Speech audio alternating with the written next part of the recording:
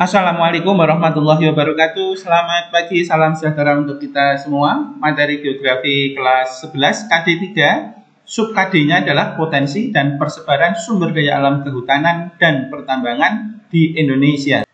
Kita awali dari potensi dan persebaran sumber daya alam kehutanan. Apakah yang dimaksud dengan hutan itu? Adalah sebagai suatu kesatuan ekosistem yang berupa hamparan lahan berisi sumber daya alam hayati yang didominasi jenis atau macam pepohonan di dalam persekutuan dengan lingkungannya yang satu dengan yang lain tidak dapat dipisahkan. Hutan memiliki manfaat dan fungsi yang sangat besar. Yang pertama sebagai penghasil oksigen dan menyerap karbon dioksida, menyimpan air dan menjaga siklus kehidupan, sebagai cadangan air juga, sumber pangan dan pekerjaan manusia, sumber obat-obatan, habitat flora fauna, dan tempat wisata, penelitian, dan pendidikan. Potensi yang dimiliki oleh sumber daya alam hutan ada dua. Yang pertama adalah kayu, yang kedua nanti non-kayu. Kayu dapat dimanfaatkan untuk bahan bangunan, bahan baku kertas, dan juga bahan baku industri mebel. Kayu jenis apa yang paling tinggi nilainya? Antara lain kayu jati, ini di daerah Jawa, khususnya Jawa Tengah, Jawa Timur, di luar itu Bali dan Nusa Tenggara. Kemudian kayu meranti, bengkirai kanver di Sumatera, Kalimantan, dan kayu cendana. Ini berbagai jenis contoh kayu jati, kemudian ini ada kayu bengkirai yang masih gelondongan, belum diolah. Ini kayu kamfer dan bengkirai yang sudah diolah. Kemudian di luar itu ada potensi sumber daya hutan non kayu, meliputi buah-buahnya, getahnya, kemudian jamur yang ada di sana, damar, kemudian rotan, daun-daunnya untuk obat-obatan dan sebagainya, bunga dan lain-lain. Kemudian ini jenis potensi non kayu yang bisa diambil ya, getah bisa dimanfaatkan untuk ban dan lain-lain. Persebaran hutan di Indonesia ada 5 kalau kita kelompokkan ya jenis hutan di Indonesia. Yang pertama adalah hutan hujan tropis. Hutan yang sangat lebat, pohonnya tinggi, berbatang besar, bawahnya gelap, lembab, dan bahkan terdapat semak belukar. Ini jenis pohonnya ada bengkirai, meranti, ulin, terem besi, dan sebagainya. Wilayahnya hutan hujan tropis di Indonesia adalah Sumatera, Kalimantan, Sulawesi, dan Papua. Ini gambaran hutan hujan tropis, sangat rindang, lebat, dan kita hingga saat ini memiliki sekitar hampir 40 juta hektar. Yang kedua adalah hutan homogen, adalah hutan dengan ciri tumbuhannya sejenis, di musim kemarau daunnya meranggas dan rimbun di musim hujan. Contohnya adalah hutan jati, pinus, kemudian juga ada sengon dan lain-lain. Wilayahnya adalah khususnya Jawa Tengah, Jawa Timur, wilayah lain di Jawa Barat juga ada, di DIY, Bali, dan Nusa Tenggara. Ini jenis tanaman jati yang hijau di musim penghujan dan meranggas di musim kemarau. Yang ketiga adalah sabana ya. Sabana itu adalah suatu padang rumput yang diselingi beberapa jenis pohon dan semak. Ya. Fungsinya atau potensinya di daerah sabana adalah untuk peternakan. Wilayahnya adalah di NTB dan di NTT. Ini gambarannya sebuah sabana. Kemudian yang berikutnya adalah stepa. Stepa itu padang rumput yang sangat luas, curah hujannya sangat sedikit. Potensinya itu untuk peternakan. Wilayahnya itu di NTT dan yang paling luas di Pulau Sumba. Ini ya, jadi stepa di Pulau Sumba. Berikutnya dan yang terakhir adalah mangrove, itu adalah hutan bakau. Cirinya mungkin kalian sudah tahu, akarnya tampak terlihat, potensinya sebagai tempat berkembang biak ikan, kemudian melindungi dari abrasi pantai, berkembang biak aneka jenis burung. Wilayahnya adalah sepanjang pantai yang landai di Indonesia, antara lain Sumatera Timur, Jawa bagian utara, sepanjang pantai Kalimantan, baik selatan, barat, timur, juga di Papua bagian selatan. Sekarang kita lanjutkan potensi dan persebaran sumber daya alam pertambangan. Pertambangan adalah rangkaian kegiatan yang meliputi pencarian lokasi tambang, kemudian penambangan atau penggalian, pengolahan, pemanfaatan, dan penjualan bahan galian seperti mineral, batu bara, panas bumi, migas, dan lain-lain. Fungsi pertambangan secara nasional adalah menggerakkan perekonomian negara, meningkatkan pendapatan nasional, menambah devisa negara, memperluas lapangan pekerjaan, memajukan bidang transportasi, komunikasi, dan memajukan industri di dalam negeri. Pemerintah mengklasifikasikan pertambangan ke dalam 3 golongan. Yang pertama adalah golongan 3A, itu adalah bahan galian yang sangat strategis untuk pertahanan dan keamanan negara serta perekonomian, kekuatan perekonomian negara. Yang termasuk di sini adalah minyak bumi, gas alam, antrasit, batu bara, dan lain-lain.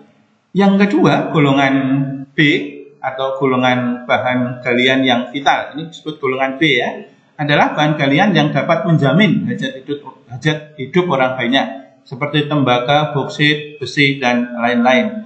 Yang ketiga, golongan C adalah bahan galian yang tidak termasuk golongan A dan golongan B, juga mungkin tidak dipasarkan secara internasional. Berbagai jenis bahan bangunan yang ada di seperti ini, ada gips, kemudian batu apung, obsidian, dan lain-lain. Kemudian berbagai jenis barang tambang kita akan bahas. Kita mulai dari minyak bumi. Minyak bumi dan gas bumi adalah sumber daya alam strategis tidak terbarukan yang merupakan kekayaan nasional yang dikuasai oleh negara, serta merupakan komoditas vital yang menguasai hajat hidup orang banyak dan mempunyai peranan penting di dalam perekonomian nasional. Minyak bumi hingga dasawarsa tahun 80-an 90-an masih menjadi komoditas dan pendapatan nasional yang utama. Bagaimana proses terbentuknya minyak bumi? Minyak bumi itu terbentuk jutaan tahun yang lalu ya, dari mikroorganisme laut yang kemudian mati dan mengendap di dasar laut. Endapan tersebut kemudian tertimbun oleh lapisan di atasnya, dan setelah jutaan tahun karena tekanan yang besar, waktu yang lama, dan suhu yang tinggi, maka berubah menjadi minyak bumi. Pada awalnya kalau kalian lihat di gambar, minyak bumi itu sebenarnya mengendap pada lapisan di bawah. Tetapi karena sifat minyak bumi yang memiliki massa ringan, maka dia akan selalu menguap menuju ke atas, hingga kemudian dia akan tersekat ya, atau terjebak di bawah sebuah kumpulan dari antiklinal ya. Karena apa? Lapisan ini sangat tidak tembus air dan gas, sehingga mengumpul di sini. Maka jebakan-jebakan minyak bumi di dunia umumnya berada pada kumpulan antiklin atau disebut antiklinorium. Kita lanjutkan manfaat minyak bumi ya. Kita sudah tahu semua sebagai bahan bakar industri kimia, sumber produksi polimer, produksi bahan serat, ini potensi-potensinya ya. Kemudian pengolahan dan fraksi di dalam pengolahan minyak bumi. Minyak bumi setelah minyak bumi mentah, setelah didestilisasi atau diolah dengan suhu yang sangat tinggi, akan menghasilkan produk-produk mulai dari gas, nafta atau bensin yang mahal ya, bensin, kemudian minyak tanah, sampai pada lilin dan aspal sebagai bahan bangunan. Ini adalah produk-produk dari minyak bumi. Yang berikutnya, sejarah minyak bumi di Indonesia itu termasuk salah satu yang tertua di dunia, adalah diawali di Cepu ya, di Blok Cepu, yang sudah dimulai pada zaman pemerintahan kolonial Belanda 1870-an.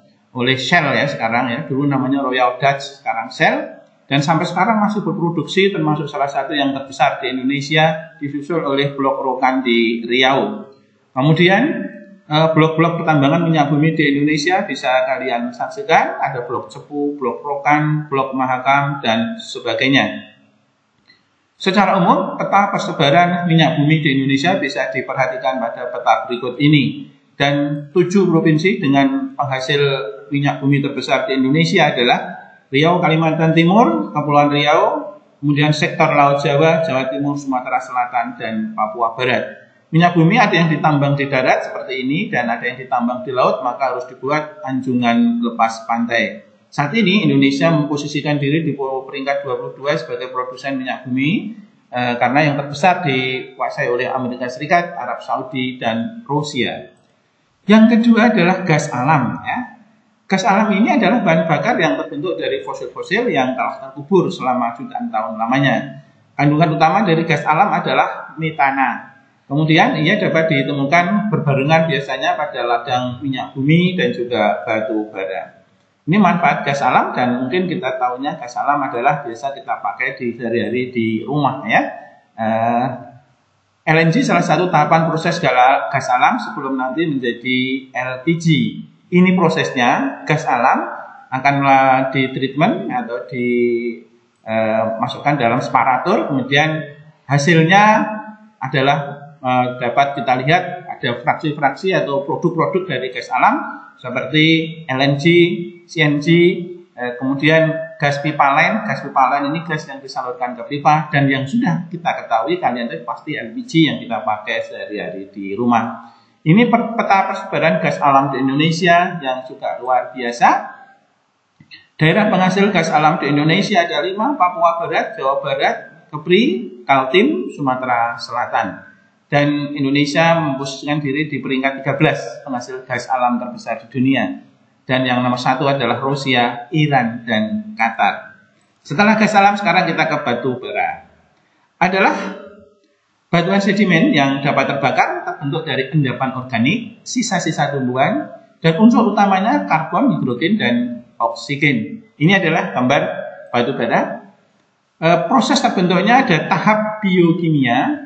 Ya, tahap biokimia ini adalah proses terbentuknya gambut, ya, karena sisa tumbuhan yang mengendap kemudian menjadi gambut. Yang kedua itu tahap geokimia atau pembatubaraan, di mana ini adalah gabungan dari proses biologi, fisika, dan kimia, yaitu adanya pembebanan atau tekanan pada lapisan gambut tadi, kemudian waktu yang lama dan suhu yang tinggi, maka berubahlah menjadi batu bara. Ya, jadi ketika tanaman di rawa dan sebagainya, kemudian tertimbun selama bertahun-tahun, berubah menjadi lignit, dan kemudian karena waktu yang lama, suhu yang tinggi, maka berubah menjadi batu bara. Dan tahapan batu bara ada juga yang mengklasifikasikan menjadi 5. Kalau 5 prosesnya adalah pembusukan, pengendapan, dekomposisi, geotektonik, dan erosi. Kemudian kita lanjutkan, ini adalah potensi batu bara sebagai produk gas, bahan bakar, pabrik, dan lain-lain gitu ya. Metode penambangannya ada 2. Tambang dalam yang tertutup dan tambang luar yang terbuka. Kalau diamati di sini ini ya, yang gambar bawah, ini tambang tertutup ya, di bawah bukit kita harus membuat terowongan atau bahkan sumur kalau di bawah. Tapi kalau ini apabila letaknya di dalam. Tapi kalau letaknya di luar, kita bisa melakukan penambangan secara terbuka, di mana hutan vegetasi kita singkat, kemudian hasilnya kita ambil. Itu adalah batu bara. Peta persebaran batu bara di Indonesia umumnya terjadi di Sumatera dan di Kalimantan, dan 4 daerah terbesar adalah Aceh Barat, Sawah Lunto di Sumatera Barat, kemudian di Sumatera Selatan, di Papua Barat, dan Indonesia produsen batu bara nomor 4 di dunia setelah Cina, India, dan Amerika Serikat. Kita lanjutkan dengan biji besi. Apakah itu biji atau biji besi adalah bahan yang digunakan untuk membuat besi? Potensi apa yang dimiliki oleh biji besi? Adalah sebagai bahan baku pembuatan besi baja, besi sendiri, dan berbagai macam besi tuang, besi tempa, ya, bahan baku otomotif, dan sebagainya. Penghasil biji besi di Indonesia ini ya bisa disaksikan di Cilacap, Cilegon, Pulau Derawan, Kaltim, Pulau Sebuku, Kalimantan Selatan, dan lain-lain. Ini gambaran dari produk bahan mentah biji besi, kemudian diolah pada tanur yang tinggi sehingga menghasilkan balok-balok besi sesuai dengan keperluan. Berikutnya adalah aluminium. Adalah unsur kimia berupa logam ringan dengan lambang Ai dengan nomor atomnya 13. Adalah elemen yang berjumlah sekitar 8% terbanyak ketiga yang ada di muka bumi. Ini gambar aluminium, ada aluminium foil juga. Kemudian pemanfaatan aluminium dalam kehidupan sendiri-sendiri. Ini potensinya ya, untuk kabel bertegangan tinggi, untuk bahan bangunan, pintu, jendela, ya, kusennya juga. Kemudian bahan pesawat terbang ya, karena ringan dan kuat gitu ya, perabot rumah tangga dan sebagainya. Ini gambaran produk aluminium dan persebaran aluminium di Indonesia, utamanya adalah di Sumatera Utara, Papua, dan Papua Barat. Selanjutnya adalah timah. Timah atau disebut timah putih adalah logam pos transisi keperaannya bisa ditempa, tidak mudah teroksidasi dalam udara, dan sehingga tahan akan karat. Ini timah, nah ini bisa untuk peluru kelas menengah sampai ringan, kemudian untuk bandul pada orang-orang yang hobinya memancing seperti ini produk-produk timah yang merupakan olahan.